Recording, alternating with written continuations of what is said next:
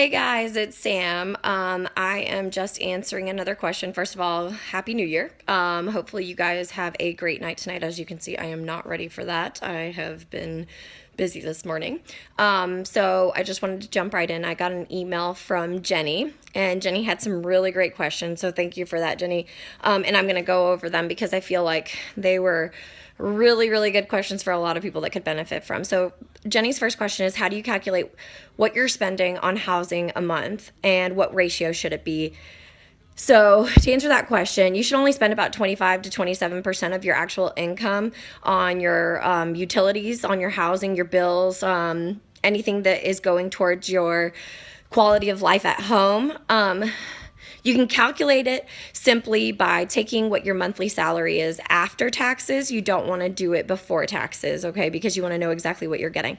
So once you get that amount that you're spending or that you're getting after taxes, you want to take that number and then you want to calculate how much you're paying on your utilities. So for instance, if you're spending, let's say your utilities and your living expenses add up to $2,000, or I'm sorry, $500 a month, and your income is $2,000 a month. So what you would do is you take that $500 divided by the 200, and it'll tell you exactly what percent you're spending in bills on from your actual monthly income. So with that example, you're spending about 25%, which is exactly where you want to be.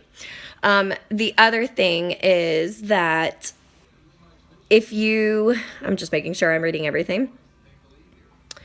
If you can't figure out the amount, like the easiest way to do it is just pull up your bank statement and go very back and forth. So for instance, I don't know, some people have plans, cellular plans that are different, and sometimes they change, or maybe your electricity changes monthly. You're not using as much power versus winter or summer. So what you want to do is kind of take a good average of what you see within the past 6 months. I'd look to see what the average is on your electricity and come up with the highest number and use that, so you know exactly, you can give yourself a little bit of a cushion.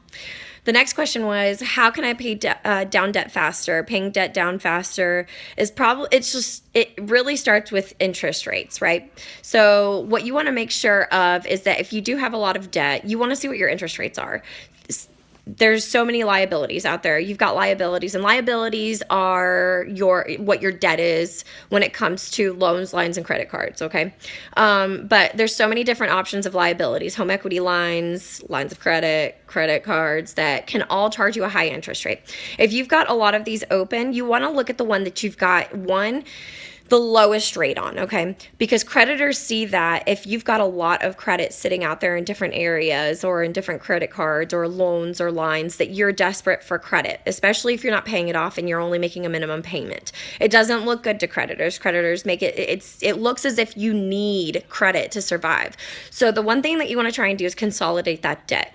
And that's why I say look for the card or the line that has the lowest interest rate. Usually credit cards aren't going to have as low as an interest rate as maybe a line of credit or a home equity line, and that's because credit cards are a revolving line of credit. Lines of credit can be withdrawn just as cash, like put into your checking account. Same thing with home equity, and I'll get into home equity a little bit later, but that is why it is so much better to take all of your debt and consolidate it into one of those options, one of those vehicles, so that way you can save some money on that interest and you can lump it all in one. Not only that, but it might actually boost your credit score because of the fact that you don't have a higher percentage in debt when it comes to being spread out. So creditors, when they see that you've only got one card racked up, but let's say you've got 5 credit cards or 5 different lines of credit or revolving lines of credit, and they see only one is being primarily used and the rest are okay, that is a good sign to creditors because it shows that you're responsible. Let me see what else.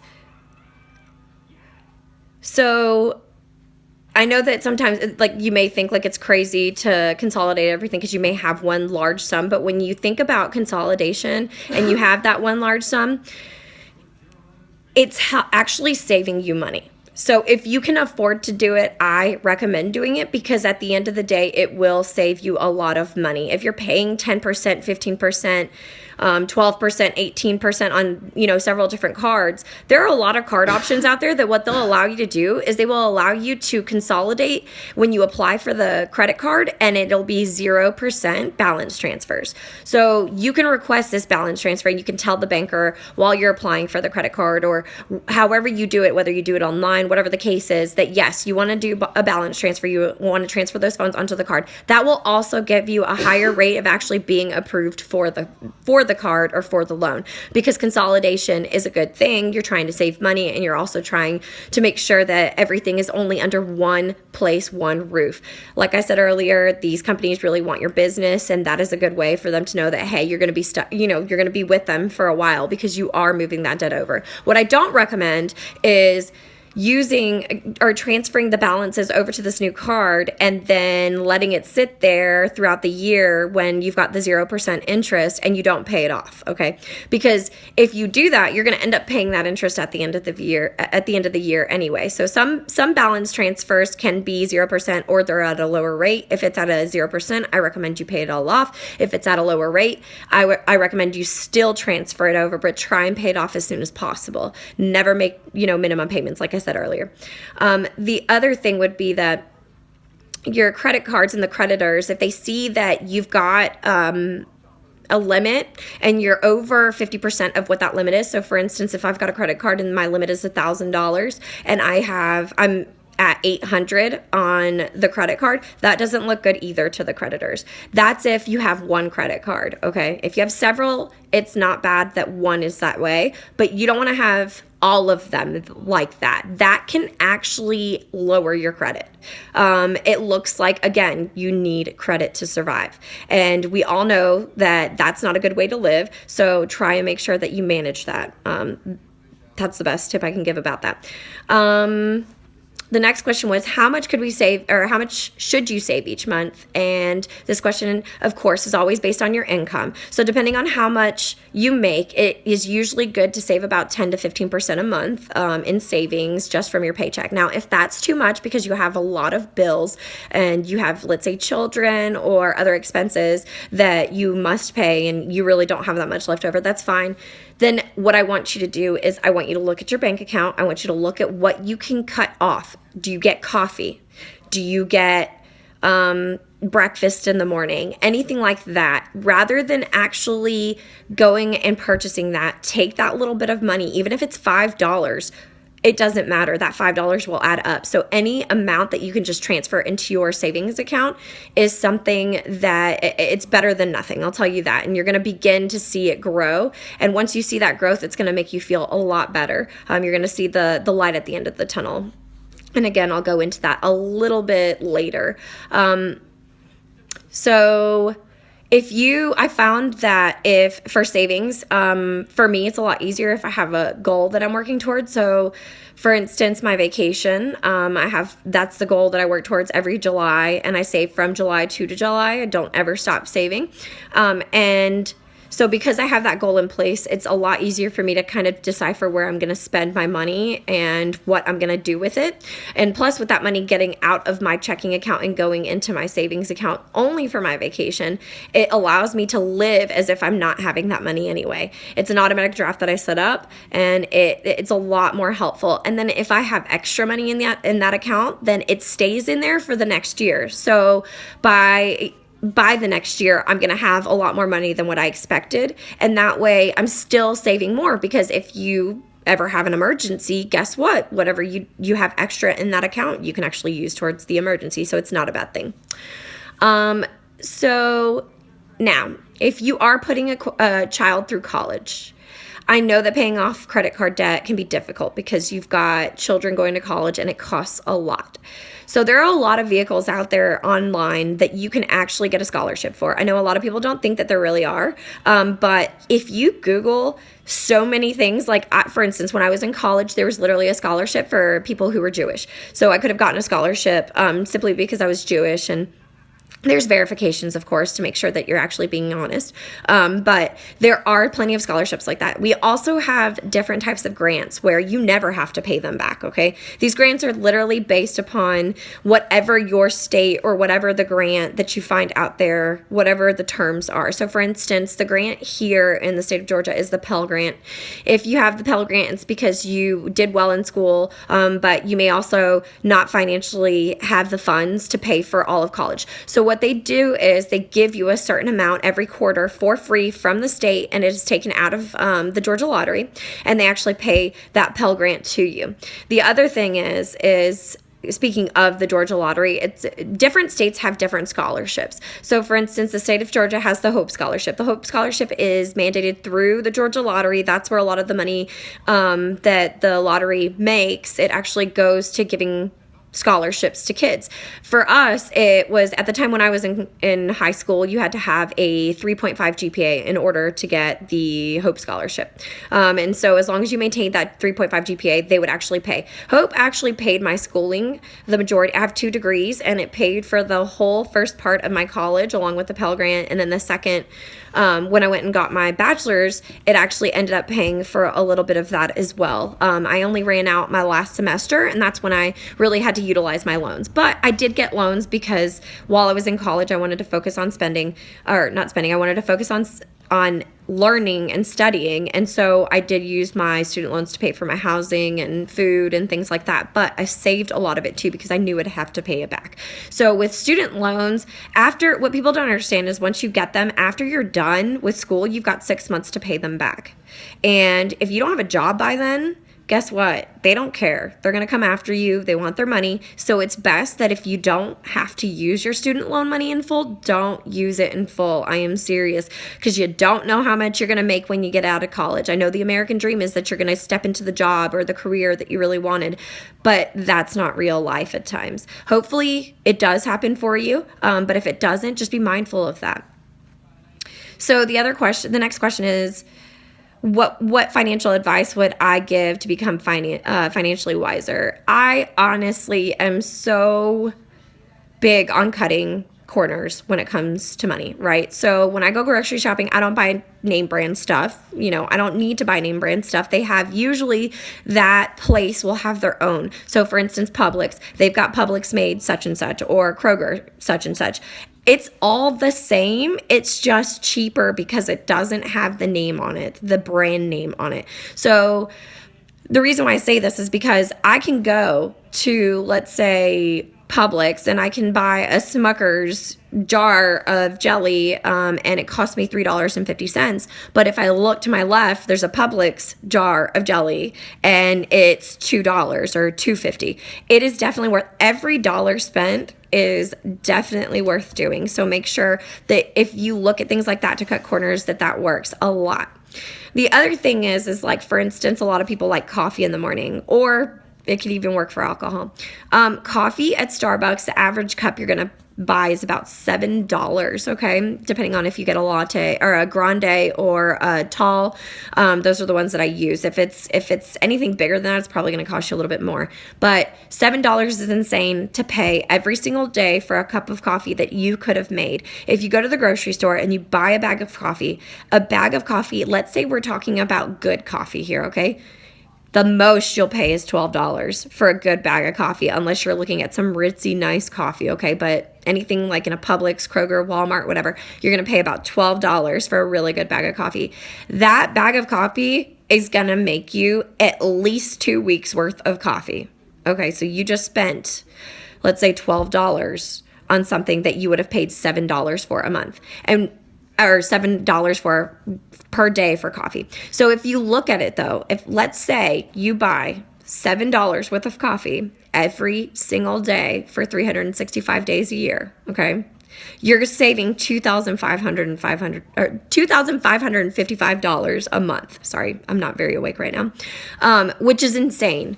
That's a lot of money. That is what Starbucks is making off of you. $2,555 could go towards your bills, your mortgage. It could go towards fun, take a vacation, enjoy your life. I mean, there's a lot you can do with that much money. So my biggest tip is cut corners where you can and where you see fit.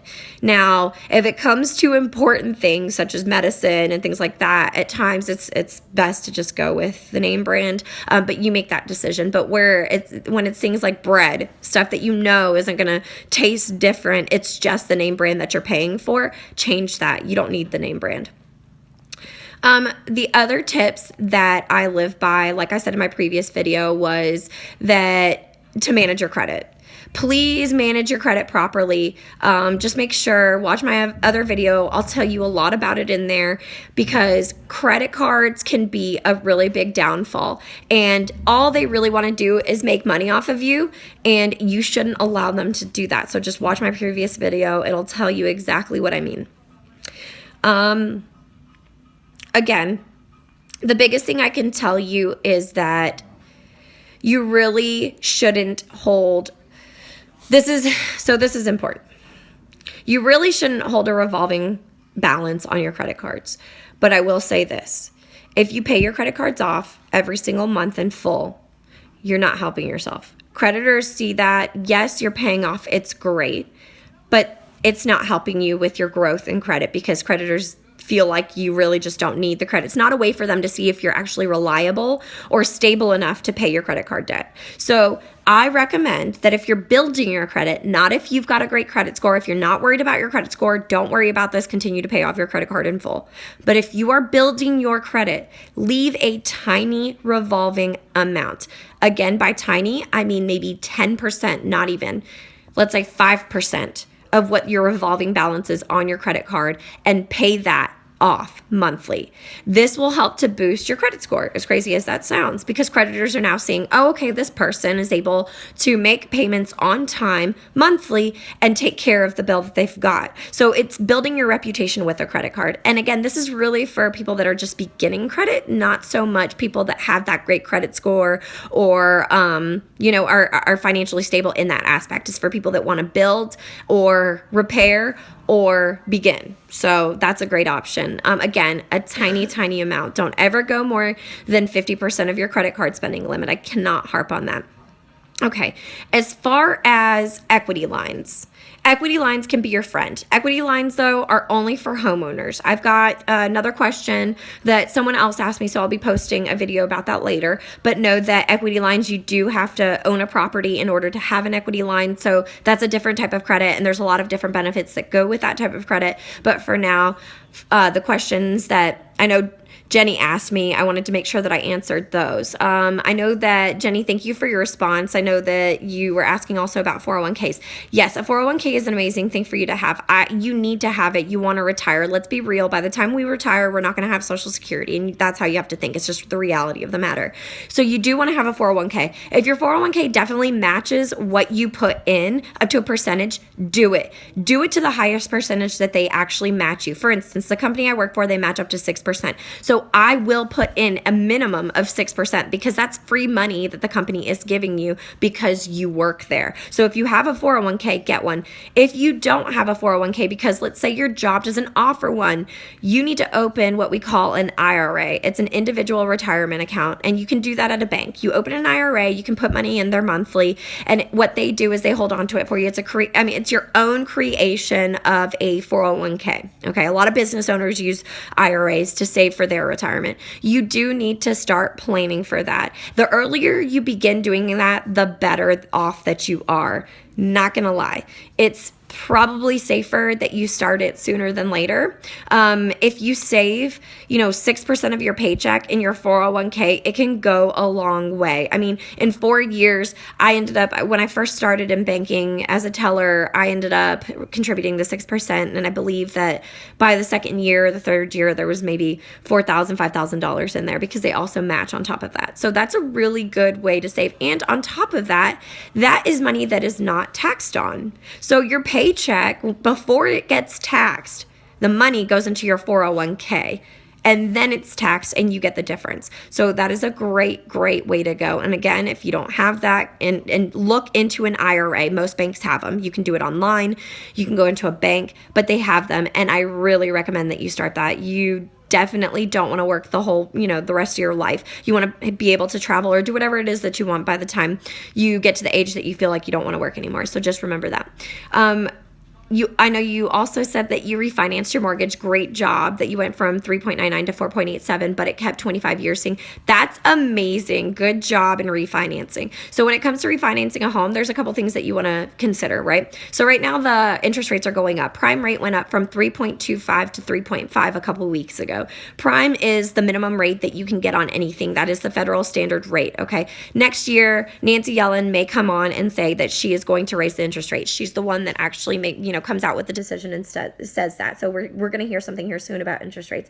But because the market is still within the 4s and the 5s, you want to take advantage of that because interest rates will be going back up on mortgages to 8, 7. You can ask your parents. At times, they would have a mortgage that was in 12% range. That's crazy. My mortgage is only at 3.25, but I purchased at 2012, so the market was still really low when purchasing homes. This is the time to buy, and this is the time to refinance. Now, let's say your payment and your interest rate on your mortgage is comfortable and the interest rate is low. Don't refinance then. Don't, because you're going to have to pay closing costs. That's the other thing. You want to find out how much the closing costs are going to cost you before you refinance.